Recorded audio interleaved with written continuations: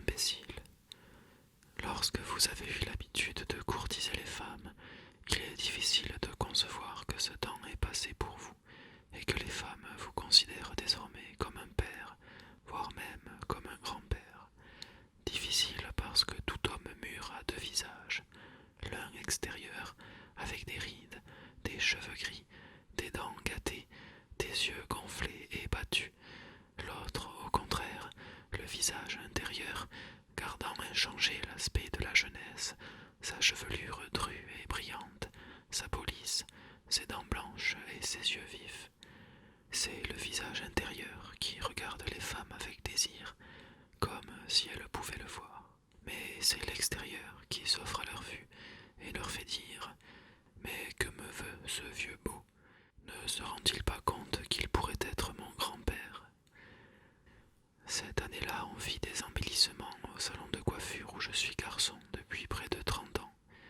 Les miroirs et les lavabos furent changés, les murs repeints et le patron pensa bien faire en s'adjoignant une manucure.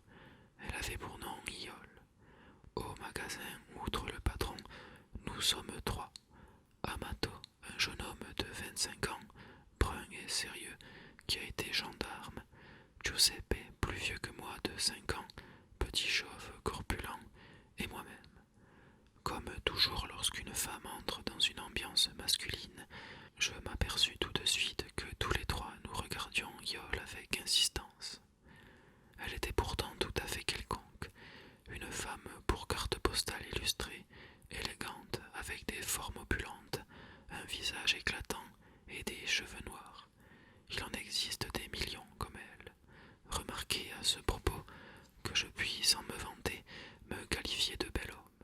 Je suis mince, d'une taille moyenne, avec un visage pâle et expressif, et les femmes prétendent que j'ai une physionomie intéressante.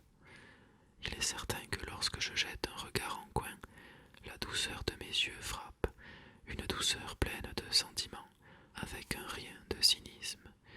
Mais ce que j'ai de mieux, ce sont mes cheveux, châtain clair, fins, soignés, bien ondulés, coiffés longs avec une mèche soulevée sur le front et des favoris qui descendent jusqu'au milieu de mes joues. En outre, je suis élégant, toujours habillé avec une certaine recherche en dehors de mon travail. Cravate, chaussettes et pochettes assorties et, au magasin, une blouse si blanche qu'on dirait plutôt celle d'un chirurgien.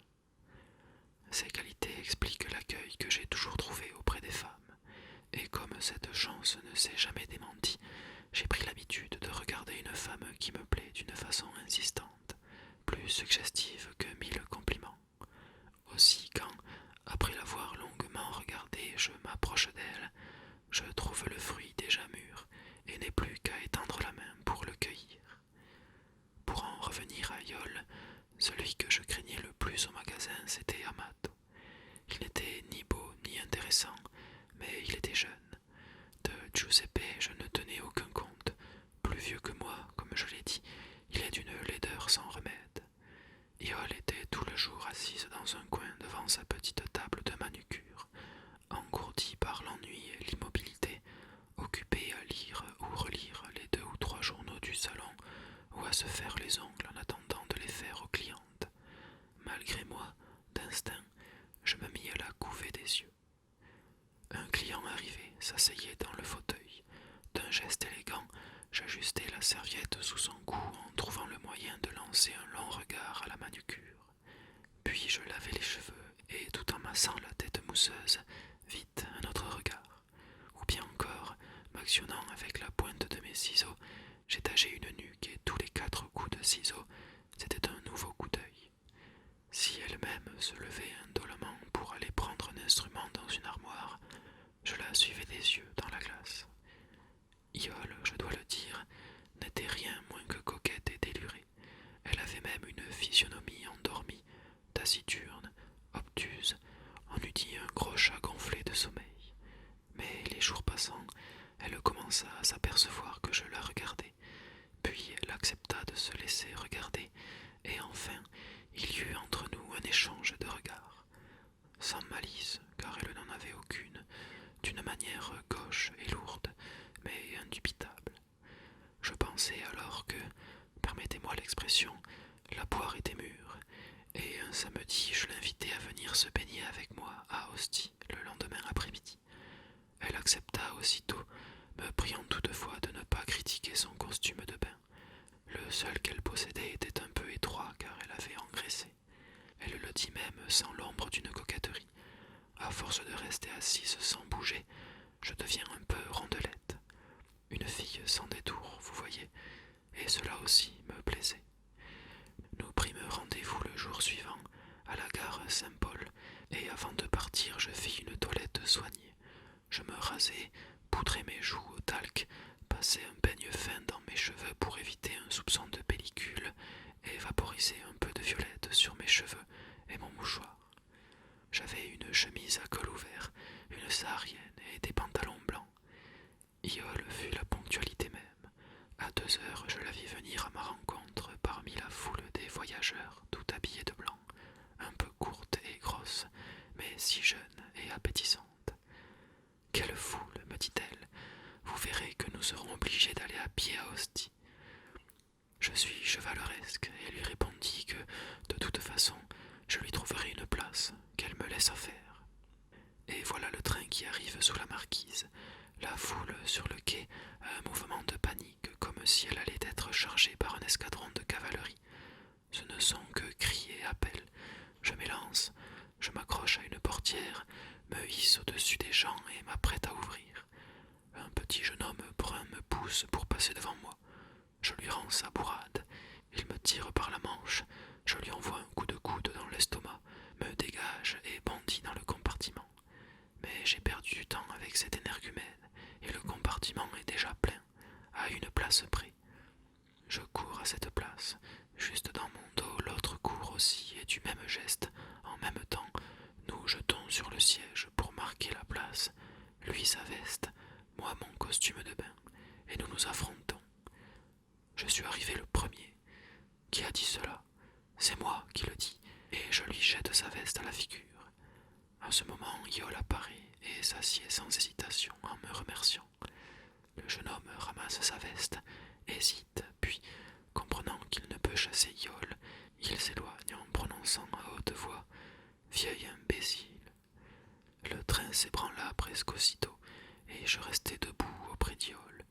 Mais du coup, j'avais perdu tout enthousiasme et n'avais plus qu'un désir, redescendre et m'en aller.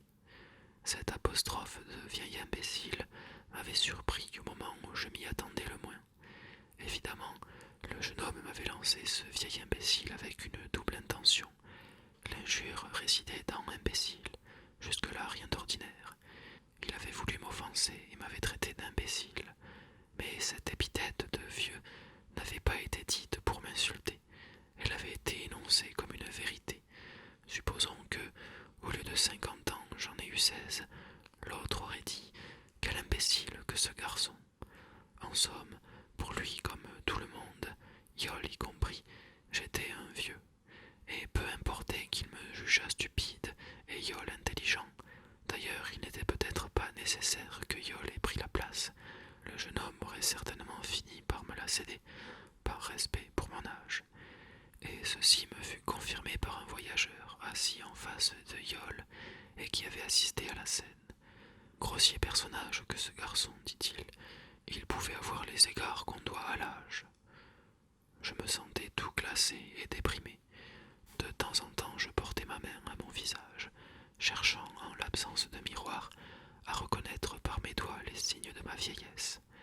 Iole, naturellement, ne se rendait compte de rien. Au milieu du trajet, elle me dit « Je regrette que vous soyez debout. » Je ne pouvais pas moins faire que répondre. Je suis vieux peut-être, mais pas au point de ne pouvoir rester debout une petite demi-heure. Et j'espérais un peu qu'elle allait s'écrier « Vieux, vous, Luigi, mais que dites-vous » Au contraire, cette sotte ne répondit rien, acquiesçant ainsi à mes paroles. Sur la plage d'Ostie, elle se déshabilla la première et sortit de la cabine dans son maillot qui la serrait à éclater, toute blanche, fraîche, ferme, jeune à faire pâlir d'envie. J'entrai à mon tour dans la cabine et la première chose que je fis fut d'aller me regarder dans le miroir cassé qui pendait au mur.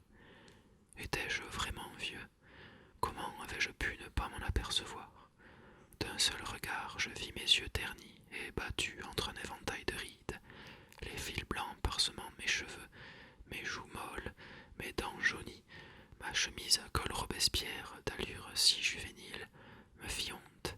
Elle découvrait mon cou avec tous ses plis, tombant en fanons sur ma gorge. Je me déshabillai et, comme je me penchai pour enfiler mon slip, mon ventre remonta jusqu'à mon estomac pour retomber ensuite comme un sac dégonflé. Vieil imbécile, me répétai-je avec rage. Les voilà bien, les surprises de la vie. 1 heure auparavant, je me croyais jeune, au point de faire le joli cœur avec Yole. Maintenant, à cause de 2 mots, je me voyais vieux, pouvant être son père, et j'avais honte de l'avoir tant lorgné au magasin, puis de l'avoir invitée. Dieu sait ce qu'elle pensait de moi et de quels yeux elle me voyait. Je sus plus tard ce qu'elle pensait. Accrochés à la corde de sécurité, nous nous laissions assaillir par les vagues. La mer étant grosse, à chaque vague qui fondait sur nous, je perdais la respiration et pensais « J'ai le souffle coupé, je suis vieux ». Elle, pleine d'entrain, me cria « Savez-vous, Luigi, que je ne vous croyais pas si sportif ?» Pourquoi demandai-je. Comment me jugiez-vous donc? Dame, répondit-elle, en général, notre de votre âge n'aime plus les bains de mer, il laisse cela aux jeunes. À ce moment, une vague plus forte et plus haute s'écroula sur nous avec toute son écume. Je trébuchai contre Yole et, pour me retenir, la saisis par le bras. Un bras ferme, rond, d'une chair jeune et élastique. Je criai, la bouche pleine d'eau salée. Mais je pourrais être votre père. Et elle, riant parmi l'écume qui bouillonnait autour d'elle. Mon père? Oh non, mettons mon oncle. Enfin, quand nous sortîmes de l'eau, j'étais si paralysé par la honte et l'embarras que je n'avais même plus la force de parler. Je me sentais la bouche fermée, comme une trappe qui eut besoin d'un davier pour l'ouvrir. Yole me précédait, tirant sur ses cuisses et sa poitrine son costume qui, mouillé, était devenu tout à fait indécent. Puis elle se jeta sur la plage en se recouvrant de sable. Mais le sable n'adhérait pas à sa peau ferme et retombait sans cesse. Je m'assis à côté d'elle, muet, contracté, incapable de bouger et de parler. Sans doute Yole, malgré son insensibilité de pachyderme, s'aperçut-elle de mon malaise, car elle me demanda tout à coup si je ne me sentais pas bien. J'étais en train de penser à vous, dis-je. Dans notre salon, qui préférez-vous, Amato, Giuseppe ou moi? Scrupuleuse, elle réfléchit longuement avant de me répondre. Mais vous m'êtes sympathiques tous les 3. Seulement, voilà, insistai-je, Amato est jeune. Oui, il est jeune, répondit-elle. Je crois qu'il est amoureux de vous, repris-je au bout d'un moment. Vraiment, je ne m'en étais pas aperçu. Elle était distraite, paraissait préoccupée. À la fin, écoutez, Luigi, il m'arrive un ennui. Mon maillot a craqué par derrière. Voulez-vous me donner la serviette? Je vais me rhabiller. À dire vrai, je fus content de cet incident. Je lui passai la serviette. Elle s'en enveloppa les hanches et courut vers la cabine. 1/2 heure après, nous étions dans le train, dans un compartiment vide. J'avais remonté mon col à la Robespierre et je me disais que désormais tout était fini et que j'étais vieux. Ce jour-là, je me jurai de ne plus regarder Yole ni aucune autre femme, et je tins parole. Elle me parut un peu étonnée, et je crus voir une sorte de reproche dans ses yeux, mais peut-être ne fut-ce qu'une impression. Un mois passa, pendant lequel je ne lui adressai la parole que 4 ou 5 fois. Pendant ce temps, elle s'était liée d'amitié avec Giuseppe, qui, cependant, se comportait en père avec elle, sans un brin de cour, débonnairement et sérieusement. Plus que jamais je me sentais vieux.